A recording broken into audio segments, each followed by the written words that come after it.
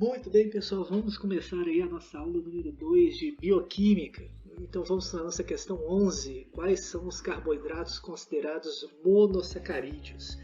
Então vamos lembrar que na última aula, na aula de Bioquímica 1, o que a gente viu? A gente viu que os carboidratos, então, são classificados em monossacarídeos, disacarídeos e polissacarídeos. A pergunta aqui, então, é sobre os monossacarídeos. Quem são eles?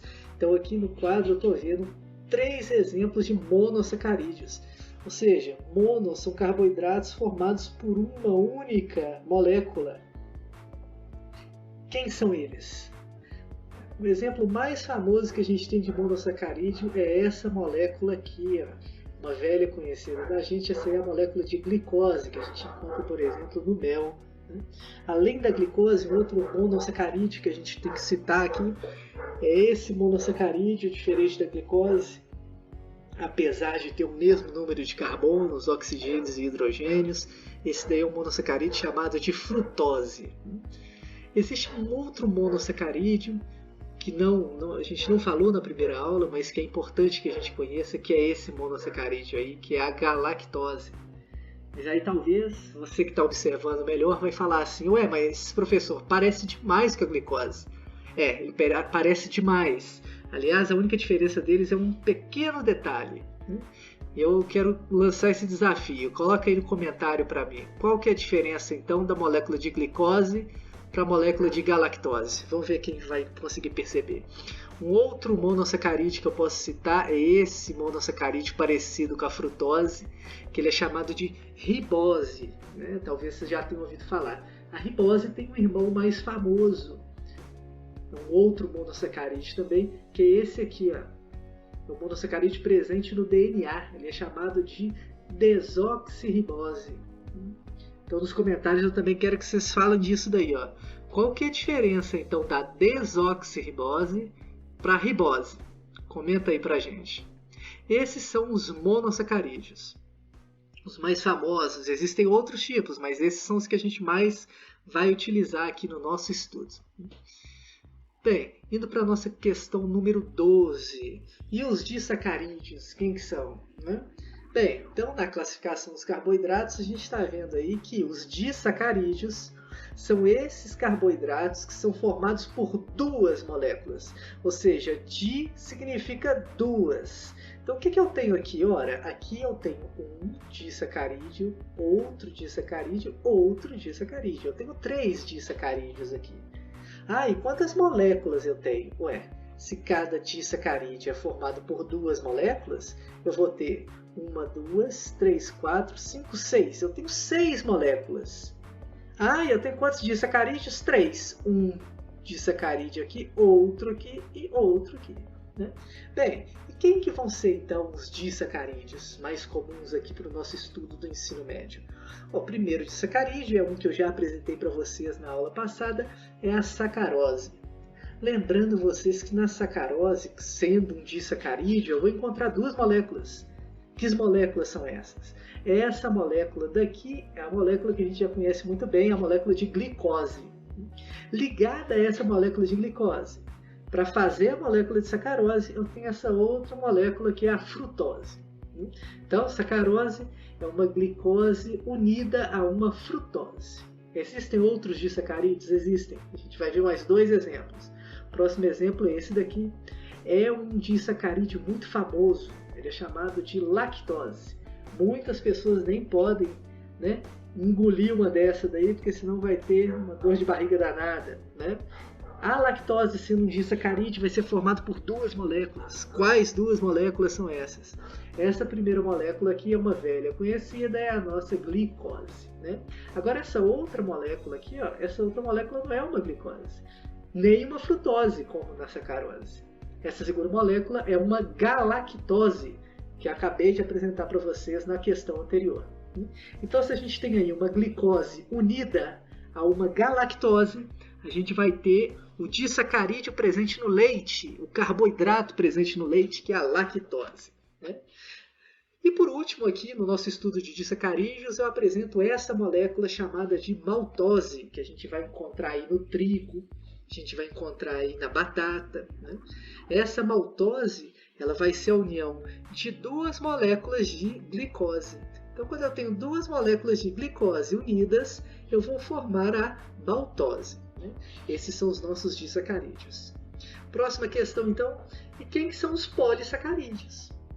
Então, na classificação dos carboidratos que a gente viu na aula passada, os polissacarídeos são aqueles carboidratos formados por muitas moléculas. São tantas moléculas que nem cabem aqui no desenho que eu fiz. Né? Quando eu tenho várias moléculas unidas, várias moléculas de monossacarídeos unidas, eu vou ter um polissacarídeo. Né? Quantos polissacarídeos eu tenho representados aqui? Está sumindo para lá. 2 polissacarídeos, 3 polissacarídeos. Quantas moléculas tem aqui? 3 moléculas de polissacarídeos, mas se eu for contar os monossacarídeos, nossa, eu vou gastar tempo demais. 1, 2, 3, 4, 5, 6, 7, 8, 9, até 1000. Aqui, outros 1000 moléculas. Aqui, outras centenas de moléculas. Né? Bem, quem são os polissacarídeos então mais famosos que a gente tem? Né? O primeiro, mais famoso polissacarídeo é um polissacarídeo de reserva animal. Desculpa, vegetal, que é esse polissacarídeo que a gente está vendo aí. Esse polissacarídeo é conhecido como amido, é um polissacarídeo muito famoso. Esse carboidrato, esse amido, que está presente em quase tudo que a gente come, no pão, na batata, no macarrão, no arroz, né?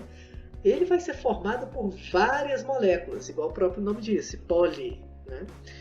Quais moléculas formam o amido? Aqui eu tenho uma molécula de glicose, nossa velha conhecida. Ligada à glicose, eu vou ter aqui outra molécula de glicose. Ligada a essa segunda molécula de glicose, eu vou ter aqui uma terceira molécula de glicose. Depois uma quarta, e assim por diante, até eu inteirar umas 250, umas 1400 moléculas de glicose. Então, amido, a gente está vendo ali um polissacarídeo com muitas glicoses unidas. Né? Além do amido, os vegetais ainda apresentam um outro polissacarídeo, que é um polissacarídeo chamado de celulose. Né? Celulose, ela também vai ser uma cadeia de moléculas, vai ser um polímero de moléculas, várias moléculas unidas. Né? Vamos tentar identificar aí essa primeira molécula. Essa primeira molécula aqui é uma molécula de glicose, assim como todas as outras. Ou seja, tanto o amido quanto a celulose são cadeias de glicose. Qual que vai ser a diferença, então? A diferença é a forma como essas cadeias se organizam. A forma como elas se organizam vão definir se ela vai ser um amido ou se ela vai ser uma celulose. Mas polissacarídeo, esse outro daqui é um polissacarídeo bem grande. Enquanto o amido é uma reserva de carboidrato que os vegetais usam quando eles não têm como produzir o próprio alimento, esse outro polissacarídeo aqui, que é o glicogênio, é uma reserva de carboidratos animal. Nós, seres humanos, por exemplo, temos glicogênio no nosso fígado, nos nossos músculos. Então, é uma forma da gente guardar carboidrato. Então, identificando aqui quais moléculas compõem o glicogênio, o que a gente consegue ver? O glicogênio ele também é uma cadeia de glicoses, mas a gente está vendo uma cadeia ramificada, diferente do amido.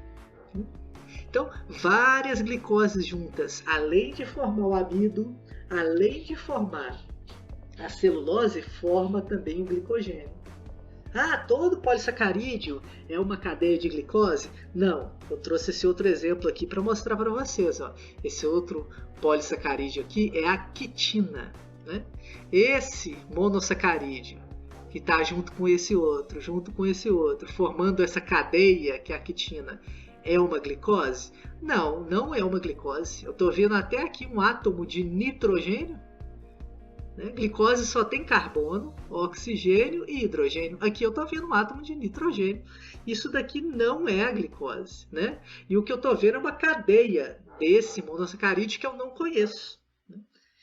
Bem, que monossacarídeo que é esse daí? Não vamos falar dele agora. No momento oportuno a gente fala. Mas então o que eu quero que vocês percebam é que existem vários tipos de polissacarídeos. Os principais para o nosso estudo aqui no ensino médio vai ser o amido, a celulose, o glicogênio e a quitina. Né? Lembrando que a quitina está presente aí nos cogumelos, nos fungos em geral, e também no esqueleto dos artrópodes. Então, entender para que cada um desses polissacarídeos serve e onde a gente pode encontrá-lo são questões importantes. Né? Bem, então a gente vai para a nossa questão 14, como que ocorre a ligação entre dois monossacarídeos para formar um disacarídeo. E se a gente for estender melhor o nosso raciocínio, dois monossacarídeos se ligam, formam um disacarídeo. Mais um monossacarídeo se liga a esse disacarídeo, a gente vai ter um trissacarídeo. E depois outros monossacarídeos vão se ligando, a gente vai ter os tetrasacarídeos até chegar aos polissacarídeos. Não estudamos trissacarídeos e tetrasacarídeos. Não estudamos, é muito específico para a gente estudar nesse momento. Mas o que eu quero perguntar aí é como que ocorre essa ligação entre essas moléculas para formar, então, disacarídeos e polissacarídeos. Como que vai acontecer? Então, vamos lá, vamos partir desse monossacarídeo aqui, ó, que é o mais famoso que a gente conhece, que é a glicose. O que eu quero que vocês percebam? Quero que vocês percebam na molécula de glicose, nessa extremidade ali da molécula de glicose, eu vou ter o grupo OH. Esse grupo OH é fundamental para fazer a ligação de um monossacarídeo com o outro. E se for a frutose? Ela também tem aquela terminação. A galactose também tem? Também tem, né? Normalmente, a maioria dos monossacarídeos vão ter aquela ligação, aquele grupo OH, e através dele vai ser feita a ligação, né? E para chamar a atenção de vocês, olha o outro lado ali, ó. Eu também tenho outro grupo OH do outro lado. Então, realmente eu vou encontrar na maioria dos monossacarídeos esses dois grupos OH nas extremidades, nas pontinhas da molécula. E é a partir desses grupos OH que vai acontecer a ligação. Como? Olha lá. Coloquei aqui duas moléculas de glicose para vocês. Então, lembrando vocês, ali eu observo um OH numa molécula de glicose e nessa outra molécula de glicose eu vou encontrar o outro OH. O que vai acontecer então? As moléculas de glicose elas vão se aproximar. Quando elas se aproximam, eu quero que vocês reparem que esse átomo de oxigênio, mais o átomo de hidrogênio que está ligado com ele, mais o outro hidrogênio da outra molécula de glicose, eles podem sair dessas moléculas numa reação química. Poderia ser ali do outro lado? Poderia, qualquer um dos lados, isso não vai importar, vocês vão ver no resultado final. Né? Mas o que eu quero dizer para vocês é que então vai sair entre essas duas moléculas de monossacarídeos, aqui no caso a glicose, um átomo de oxigênio, um átomo de hidrogênio e o átomo de hidrogênio da outra molécula. Então isso sai. Isso sai e quando isso sai, isso vai formar a molécula mais famosa que todo mundo sabe quem é. Né? Eu tenho aí, ó, dois átomos de hidrogênio mais um átomo de oxigênio. Ou seja, isso daí, quando sair dessas moléculas de monossacarídeos, isso vai formar o H2O. H2O, todo mundo sabe que é água. Então a água sai dessas moléculas. Só que o que vai acontecer? O que vai acontecer é que com a saída do H2O, aquele átomo de carbono ali, ele fica incompleto. Porque o átomo de carbono, ele é um átomo que precisa de fazer 4 ligações para ele ficar estável, vamos falar assim. E agora ele só está com 3 ligações, olha lá, ó, uma ligação com hidrogênio, uma ligação com oxigênio e a outra ligação aqui embaixo com carbono. Então ele está precisando de fazer mais uma ligação para se tornar estável igual ele era antes, né? Da mesma forma, eu quero chamar a atenção de vocês para esse átomo de oxigênio. Né? Enquanto o átomo de carbono, para ficar estável, ele precisa fazer 4 ligações, o átomo de oxigênio ele precisa de fazer apenas 2 ligações. Mas o problema é que esse oxigênio ele só está fazendo uma ligação com esse carbono. Ele também está precisando de um companheiro. Bem, carbono está precisando de um companheiro. O oxigênio está precisando de um companheiro. O que a gente faz? A gente faz aquele trabalho de apresentar um ao outro, né? né? Então vamos aproximar esse oxigênio desse carbono, claro, sem desligar o carbono dos seus companheiros e sem desligar o oxigênio do seu companheiro, né? Então, quando a gente fizer a ligação, o que a gente vai ver é isso, né? Esse oxigênio agora, na verdade, vai ser o elo de ligação entre as duas glicoses. E o que saiu? Saiu uma molécula de água.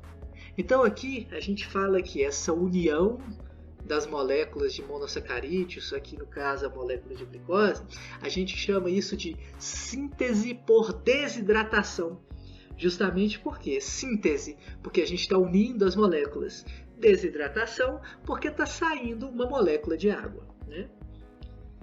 Lembrando que no caso dos polissacarídeos, a gente vai ter essa reação acontecendo várias vezes. Olha aqui, ó.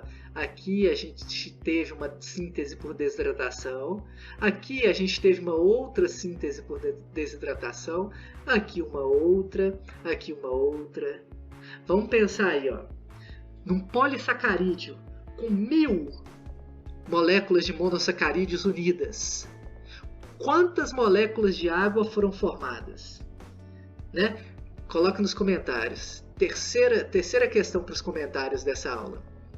Se eu tenho um polissacarídeo formado por 1000 monômeros, ou seja, por 1000 moléculas de monossacarídeos unidas, para formar esse polissacarídeo, vai ser formada quantas moléculas de água? Coloca aí nos comentários para mim e explica como que você chegou nesse número. Vamos lá, vamos prosseguir.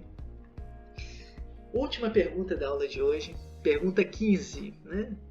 Os polissacarídeos e os disacarídeos, eles podem ser quebrados e originar monossacarídeos? Né? Então a grande questão é, a gente sabe que unindo monossacarídeos, a gente vai formar disacarídeos e polissacarídeos. Então o caminho inverso também é possível de acontecer. Eu posso quebrar o polissacarídeo, eu posso quebrar o disacarídeo e ele voltar a ser um monossacarídeo. É isso que a gente vai olhar aqui agora, né? Então veja bem, vou pegar aqui essa molécula aqui, que é um disacarídeo de glicose mais glicose. Ou seja, isso daí é uma maltose. O que a gente está vendo aqui no meio, ó, é aquele oxigênio que faz o elo de ligação entre os carbonos, né? Para essa molécula, para esse disacarídeo ser produzido, a gente sabe que teve que perder água, porque a síntese é por desidratação. Mas a pergunta é, eu posso quebrar isso daqui? Eu posso quebrar isso aqui e separar as duas glicoses? Ou eu posso quebrar uma lactose e separá-la em 2 monossacarídeos, uma glicose e uma galactose? Eu posso quebrar o amido e formar várias glicoses separadinhas? Claro que eu posso, né? E como que eu vou fazer isso? Né? Usando a lógica a princípio. Porque se eu precisei de perder água para essas moléculas unirem, agora eu vou precisar de água para fazer a quebra delas. É um caminho inverso. Então essa água vai vir participar da reação química como? Para um lado da ligação, ela vai fornecer oxigênio e hidrogênio. Para o outro lado, ela vai fornecer apenas o hidrogênio. Porque o outro oxigênio já está presente aqui, ó, na ligação da molécula, né? Então vamos ver lá como que vai acontecer. Olha lá o que aconteceu, ó, né? Então o que a gente tem, ó, é que a molécula de água ela entra na ligação e quebra a ligação, né? Em química, a gente fala que a palavra lyse significa quebra. Como aqui a quebra aconteceu em presença de água, a gente vai chamar essa quebra aqui de hidrólise, porque hidro é água, obviamente, né? Feita a hidrólise, essas moléculas podem se separar e viver cada um no seu canto, agora divorciadas, né? Isso daqui aconteceu com esse disacarídeo, né? Pode acontecer com polissacarídeo, porém, para a gente conseguir obter glicose de uma molécula de amido, a gente vai fazer várias reações de hidrólise em cada uma daquelas ligações que vai ter ali, né? Bem, lembrando vocês que polissacarídeos, eles estão aqui, ó, eles podem sofrer hidrólise, né? Olha, aqui pode acontecer uma hidrólise, aqui pode acontecer outra, aqui. Então eu posso hidrolisar o polissacarídeo até restar apenas monossacarídeos. Ah, posso hidrolisar aqui e resultar um disacarídeo? Pode, ó. Se eu hidrolisar aqui, eu vou ter um disacarídeo desse lado. Mas o que eu quero dizer? Polissacarídeos podem ser quebrados, podem ser hidrolizados. Igual a gente faz quando a gente come um pão.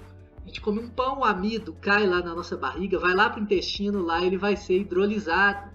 Hidrólise é um processo básico da nossa digestão, né? Disacarídeos podem ser hidrolizados na digestão? Podem. Eu vou comer aí um bolo de chocolate cheio de sacarose, a sacarose aqui, ó. Quando essa sacarose chega lá no meu intestino, eu vou conseguir fazer a hidrólise do bolo de chocolate aqui, ó, e absorver a glicose e frutose que tem naquele bolo de chocolate. Agora, e os monossacarídeos? Eles podem ser hidrolizados? Olha, se eu hidrolisar um monossacarídeo, ele deixa de ser um monossacarídeo. Então, na nossa digestão, a digestão humana não faz hidrólise de monossacarídeo. Onde que vai acontecer a hidrólise, quebra dele, para o monossacarídeo deixar de ser um monossacarídeo? Dentro das nossas células, isso vai acontecer. Mas no nosso tubo digestivo, isso não acontece. Bem, e os lipídios? Quem são os lipídios, então? Porque a gente viu que existem vários tipos de substâncias químicas formando o corpo dos seres vivos. A gente viu que tem carboidratos, lipídios, proteínas, tudo isso aí formando o corpo dos seres vivos e também formando os alimentos que a gente come. Visto que todo mundo come ser vivo, todo mundo, sem exceção, né? Então, quem são os lipídios, então, nessa história? Os lipídios, e isso é algo que a gente vai ver só na próxima aula. Valeu, gente!